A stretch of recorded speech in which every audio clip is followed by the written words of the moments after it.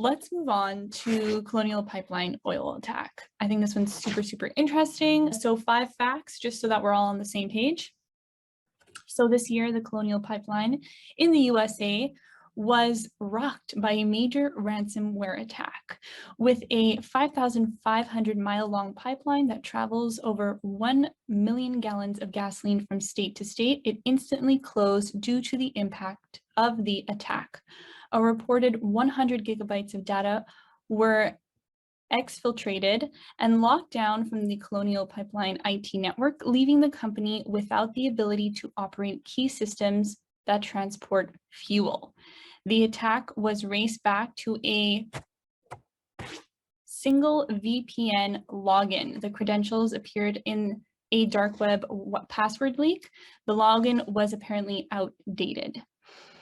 And $4.4 million was paid to the cyber hackers.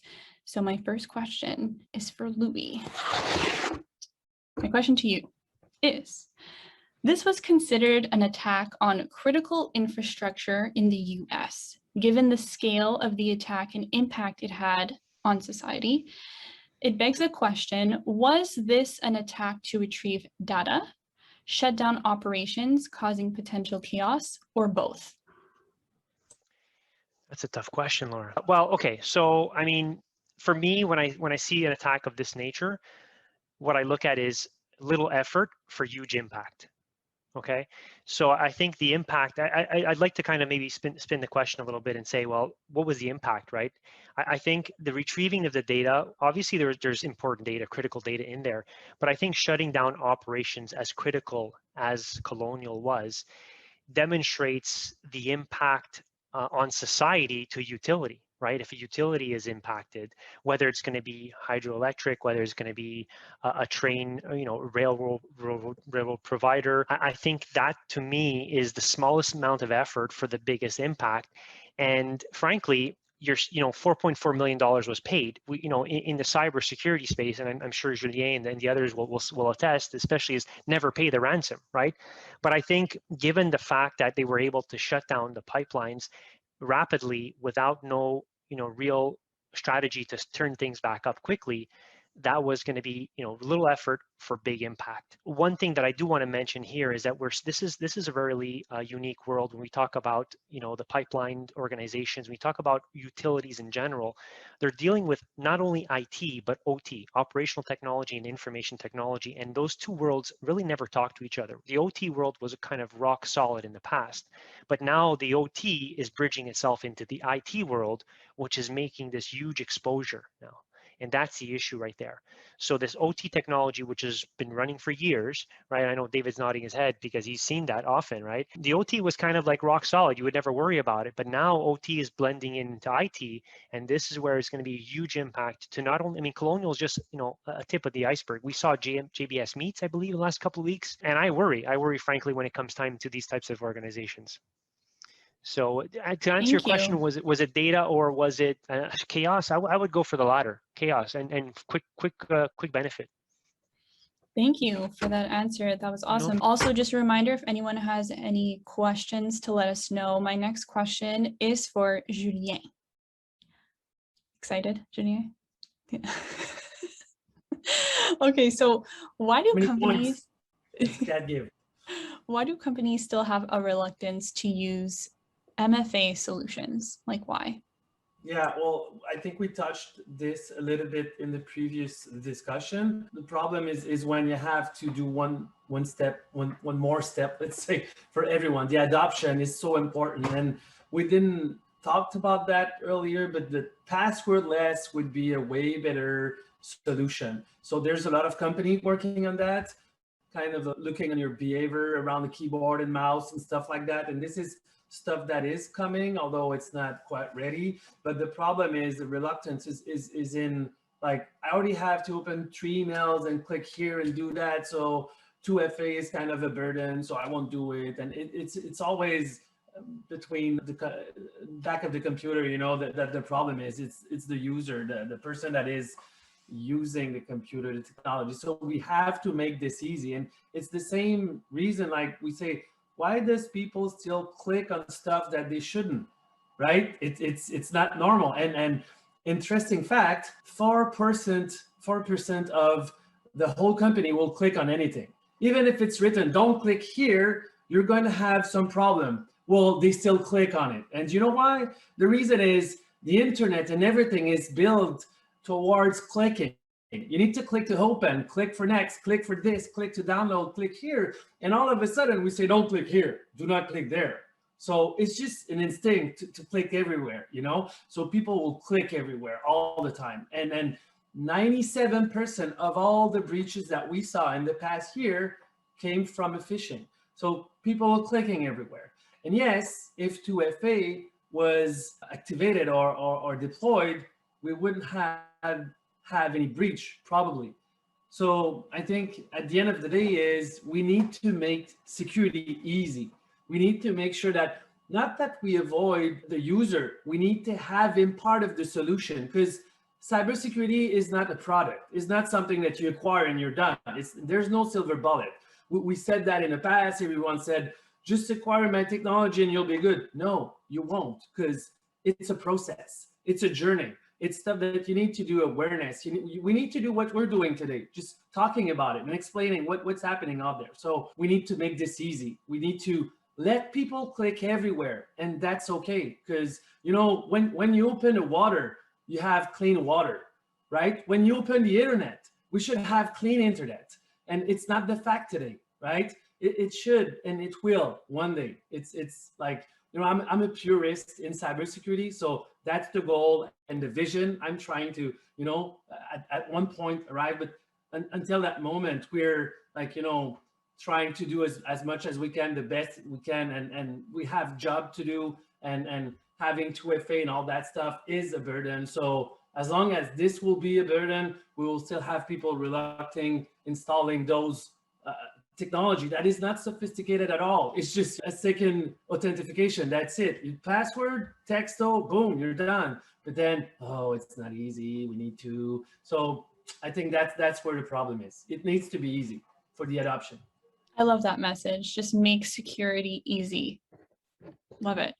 So shifting gears here, this question is for David Millet. Will these attacks propel zero trust architecture to the forefront? Good question. So I guess before saying if it'll be propelled to the forefront or not, we should maybe explain a little bit what that is. The notion of zero trust is about like a bit like Julien was saying, you know, we have this idea of there's a password and or a multi-factor authentication, and then boom, you're in, right? And then you're in and you do your day's work, and you know, you can do whatever you got to do because you're in.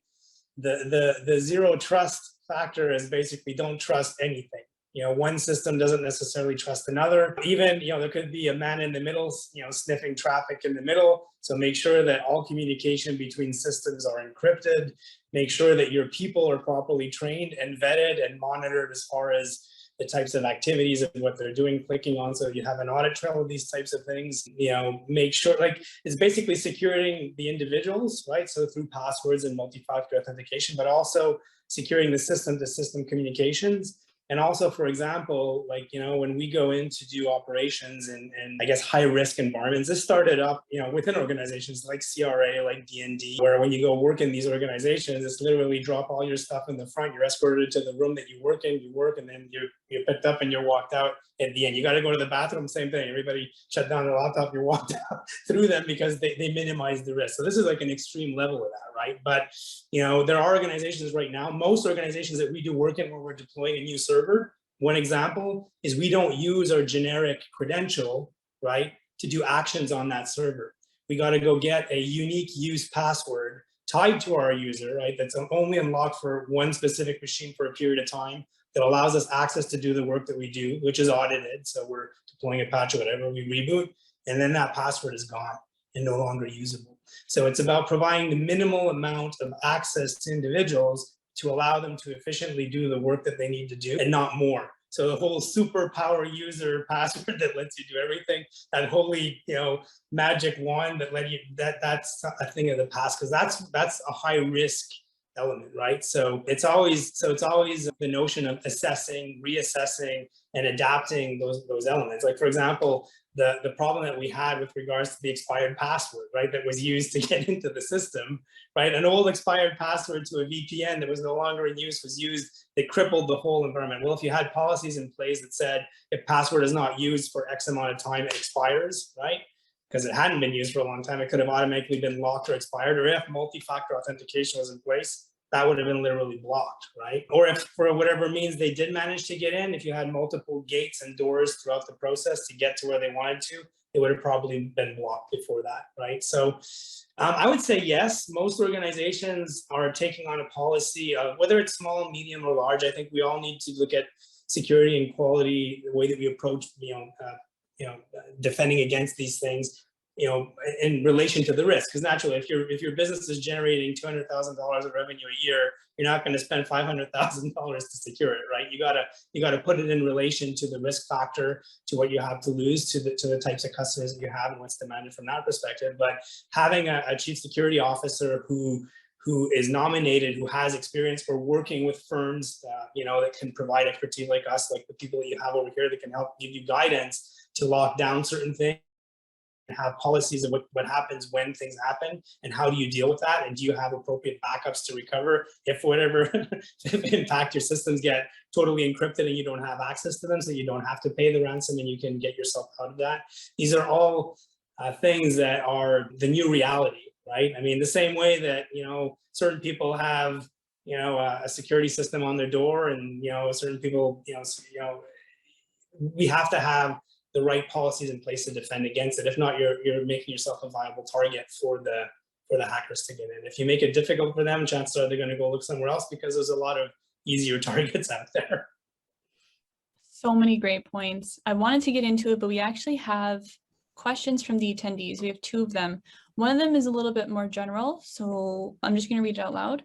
Great insight as it relates to these big organizations. What would you recommend for small businesses to protect themselves and client data? Top 3 recommendations. Thank you, Anne-Marie. And we will start with David Millet, because you were already on a roll there.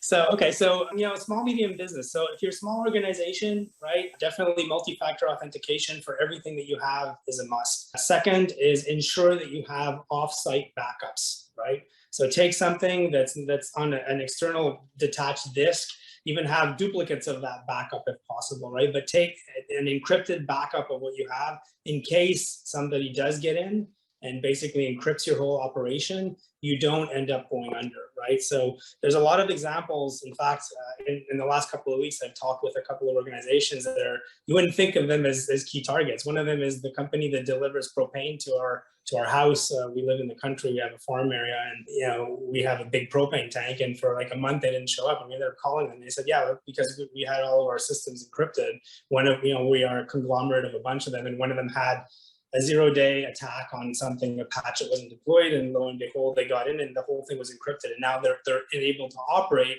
because they don't know where or when they're supposed to be or go. So, you don't need to be big to be a victim of this, but if they had a backup of the system that they could unencrypt and bring up onto an alternate system, that's very beneficial. The second thing I would say is you can rely on certain, big players in the industry. So a lot of people, there's still this notion of having physical servers for your web server and things like that hosted in areas. More and more, this cloud-enabled environment allows you to have real-time backups. In fact, all of our infrastructure is hosted within a major cloud provider, and that's backed up, on the hourly basis. So if something ever did happen, we can recover all of our exchange emails and server elements and customer data and so forth, right? So there's that's a factor. And these things don't necessarily cost a whole lot. Like our whole web infrastructure backup for a daily backup costs us $5 a month. So that's not a crazy investment even in your small organization.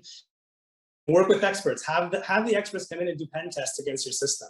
I mean, they can uncover a lot of really, really good things, like small things that are easy tweaks to fix, like changing the address of how they access your admin area, making it something that's unknown so that they can't even get to that login page so that they do brute force attacks and trying to enter a bunch of passwords because they don't even know where to go to enter a password, right? So these are not necessarily big changes, but small changes that can have a big impact as far as securing yourself. And I would say the last thing, educate your people, right? Regularly have sessions, have them join these types of sessions, send them false emails and see who's clicking on things. And then don't be angry with them. Understand that it's human nature and people need to learn things, and then spend the time to help them understand things from that perspective. So that's what I would say to that. Amazing summary, David. And Louis summarized it, gave a few other recommendations. Anne-Marie, if you want, in the chat. We do have another question, Paul. I see your question. I'm going to come back to it after. Okay, Julien, you want to add something? Yeah, just everything David said is hygiene. So basically, when you get up in the morning, you brush your teeth, you wash your hair, you wash your hands, so in IT it's the same thing. So you patch your server, you change your password, you make sure you do your backup. This is like basic 101. It's always the same thing. Even when you play sports, it's always the basic that works. So it's the same thing with IT. So just basic hygiene is what I wanted to say. I love that. Good summary, Julien. I just want to come back to Colonial Pipeline. I just have 2 more questions, and then Paul, we're going to go to SolarWinds. So my next question is for Vanessa. Now, for the Colonial Pipeline, just a reminder, everything kind of shut down. That was a great summary, Laura. So Colonial, they face like client data being stolen. They have a lot of lost revenue, suppliers, clients being mad. Can there be lawsuits against them because of all this stuff?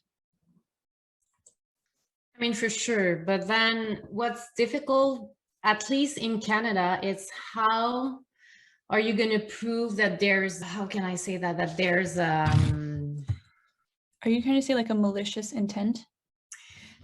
not necessarily a malicious intent, but the way, if there's a lawsuit, you need to prove that there's like a real damage.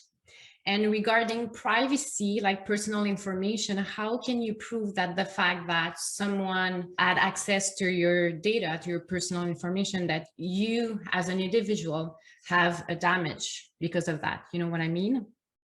So usually that's the reason why there's going to be lawsuits, but they're dismissed just because you can prove that there's a real damage to you as an individual. So that's, I would say, that the problem that we have, the way the laws are written. Okay, good to know. And just out of curiosity, if a company would want to sue, they would also have to kind of prove that there was damage on their company. Exactly. And again, depending, if there's agreement in place, if it's a breach of the agreement, there could be also lawsuits according to that. So, okay, perfect. Thank you, Vanessa, for that. And my last question for Colonial is for Leonard, sorry. For David Leonard, how are attacks like this when putting pressure on the insurance market? Yeah, so I think Colonial, and there's been now a few other major breaches, and I'll speak about to kind of roll that into it. But just going back, I think to help close the loop in terms of how we looked at, Luigi brought up the idea, the concept between IoT versus IT, the lack of understanding of what security means for both those two worlds and how they collide. I think that's an element that comes down to the idea of Vanessa with respect to policy compliance, and then coming down to how do we get that and integrate that into building, which I do like to comment in terms of the hygiene. I always looked at it as being a security culture, and it comes down to really relying on the tools that are there, but they're not always great, or they're not always, at the end, human error is one of the main causes of these breaches. And I think that's what really comes down to, is that, having a culture and hygiene across an organization, and that security does fall within each of these categories. And that's how kind of the idea that comes when we look at insurance, that what is the role of an insurance standpoint from that? I think it helps tie the loop, because it usually falls within, that's the controller's role, or the CFO, that's what he looks at. But at the end of the day, the insurance piece on the cyber perspective, when looking at security, and what is the decision on at what point do we want to transfer that risk over to someone else, be it from a balance sheet protection aspect, or from an operational standpoint, from a financial, what can be held and maintained from that perspective. I think that there is kind of what closes the gap, and that's how insurance has come into a world of understanding what security is. And that's where we've seen now the evolution of these coverages and the breadth of coverage. historically it was really kind of bound to, the aspect of liability, and then, the competitiveness in the market that we saw extensions to cover. So, covering all the direct damages, loss of revenue, the payment of these extortions. What happens if I knock down my own servers by accident? I thought I was in a sandbox. Now I have a loss of revenue. That would be insurable on these extensions. The reliance now on third-party vendors. What happens if SolarWinds has a breach, causes my system to go down? Loss of revenue from that standpoint. So we've seen that very kind of systemic aspect and, very open markets to really competitiveness. Now we start seeing very tightening aspects, and that's having impact, one, on the amount of ransoms that are actually getting paid. We're probably seeing now on average about $220,000 per claim or per actual payment that gets paid. That involves small, medium, and enterprises, but we do see some now pretty large and sizable figures that actually do get paid out or actually demanded or negotiated. But now we start seeing that markets are going to start tightening that aspect. And the idea is that we're not going to start, avoid having to cover these under an insurance standpoint. And, which requires that everyone kind of agrees that we got to stop paying these things. But that requires that every organization, doesn't slip away and say, oh, I paid it, I had to. But we do see that evolution in terms of a systemic issue from across the board in terms of these damages. And I think SolarWinds was one that it did touch home on certain carriers in terms of when they look at their portfolio of insurance, their clients and their exposure. And now what we see is that when reevaluating that aspect from a large scale, we see that the reinsurance markets tightening on insurance rates there. That gets translated down to the insurance carriers. And now that's coming down to seeing what we see at actual clients paying in terms of premiums. Again, I think it's still relatively cheap product, but I think it requires a good understanding of what each individual aspect of what their exposure is. And, if you're not doing certain tools, maybe the insurance maybe not be the right decision right away. If you're not doing the MFA, maybe it's do the MFA and then maybe source out, look at transferring the risk. But that's what we're starting to see in terms of globally, in terms of the aspect there, is that ransomware and the systemic aspect are really becoming into question and really applying a fair amount of pressure on the insurance market. Thank you, David. That was awesome.